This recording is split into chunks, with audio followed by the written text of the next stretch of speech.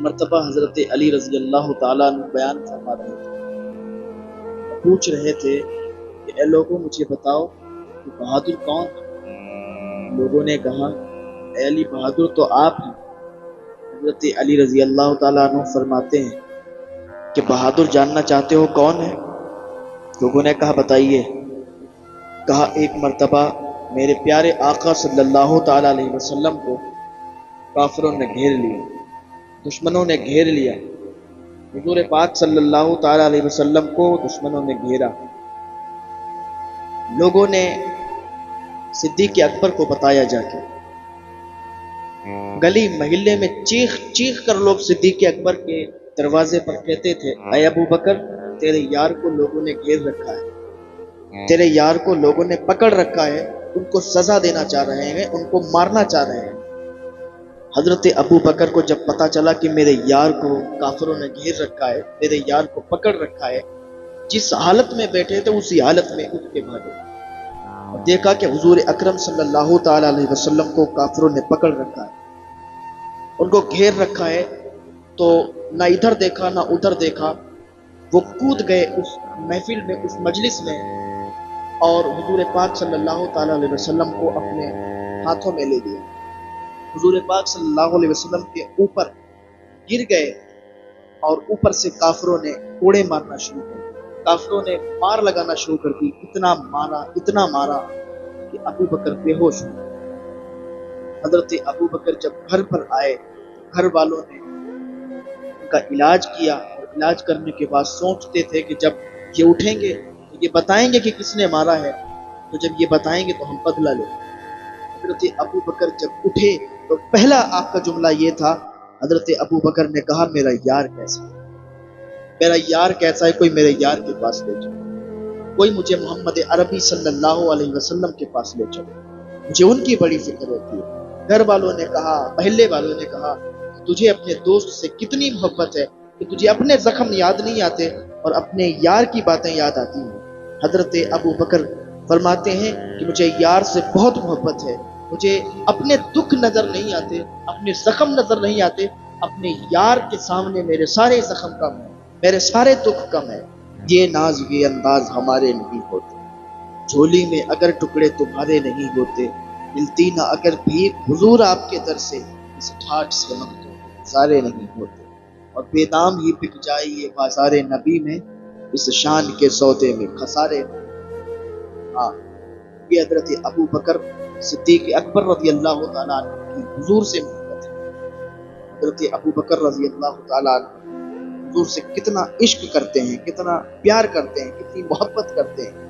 جب حضور صحابہ کے درمیان بیٹھتے تو صحابہ ارد گرد بیٹھتے، حضور کا حسن ایسا، حضور کا جمال ایسا کہ جو حضور کو دیکھے وہ دیکھتا ہی رہ جائے، جو حضور کو ایک مرتبہ دیکھے بار بار دیکھنے کی تمنا کرے۔ ایک یہودی نوجوان ہے، گھر سے گیا ہے دور بکریاں چرانے کے لیے، جنگل میں بکریاں چرانے کے لیے گیا تھا۔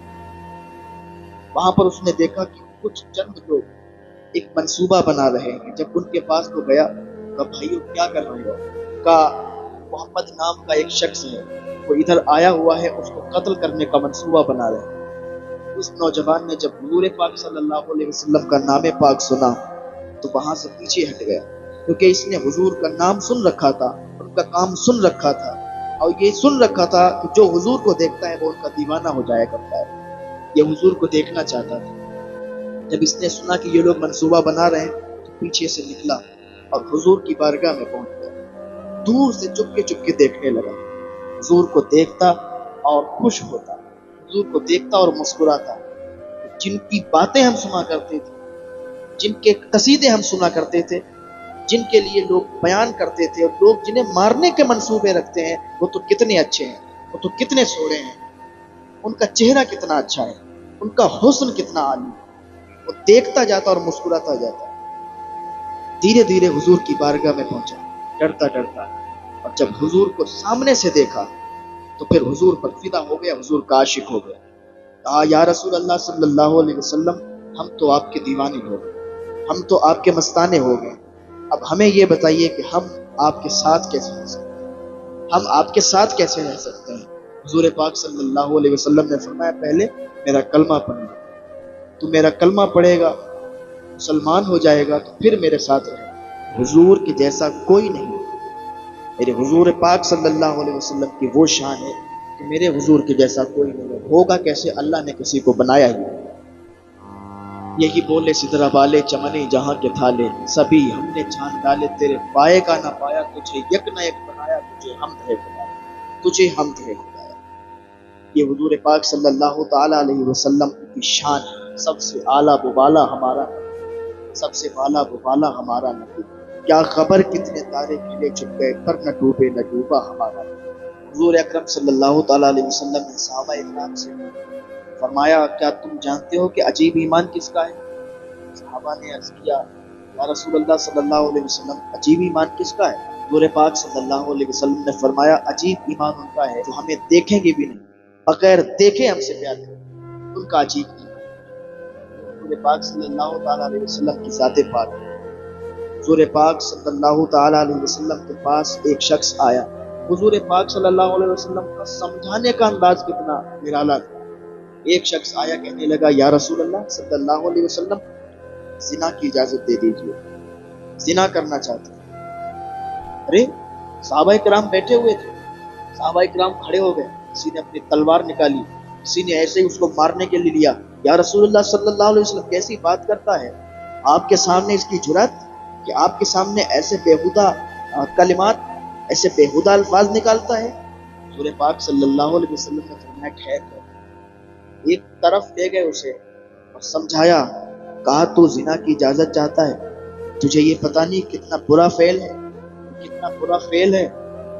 اگر تیری ماں کے ساتھ کوئی ایسا کرے تو کہا، یا رسول اللہ اسے زمین میں گاڑ دے۔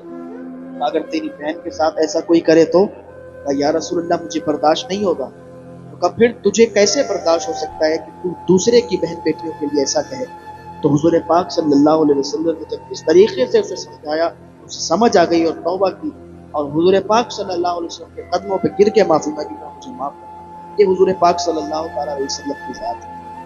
آپ کا انداز اتنا اچھا ہے، آپ کے بول اتنے اچھے ہیں کہ آپ جب بولتے ہیں تو سامنے والے کو آپ کے بول سے پیار ہو جاتا ہے، آپ کے بولنے سے وہ آپ کو فدا ہو جاتا ہے۔ یہ حضور پاک صلی اللہ علیہ وسلم کی شان ہے۔ وہ شخص، وہ نوجوان حضور پاک صلی اللہ علیہ وسلم کے پاس آیا، یا رسول اللہ میں کیسے آپ کے ساتھ آ سکتا ہوں؟ حضور نے فرمایا، میرا کلمہ پڑھ، مسلمان ہو جا، پھر میرے ساتھ آ۔ وہ کہتا ہے، ٹھیک ہے یا رسول اللہ، مجھے کلمہ پڑھا دیجیے۔ حضور پاک صلی اللہ علیہ وسلم نے اسے کلمہ پڑھایا۔ اس نے کلمہ پڑھا، اشہد ان لا الہ الا اللہ واشہد ان محمدا عبدہ ورسولہ۔ کلمہ پڑھ کے مسلمان کا، اجازت دیجیے میں جنگ کرنے جاؤں۔ جنگ کی اجازت لی اور جنگ میں اتر گیا۔ تھوڑی دیر لڑتا رہا اور پھر قتل کر دیا گیا، شہید ہو گیا۔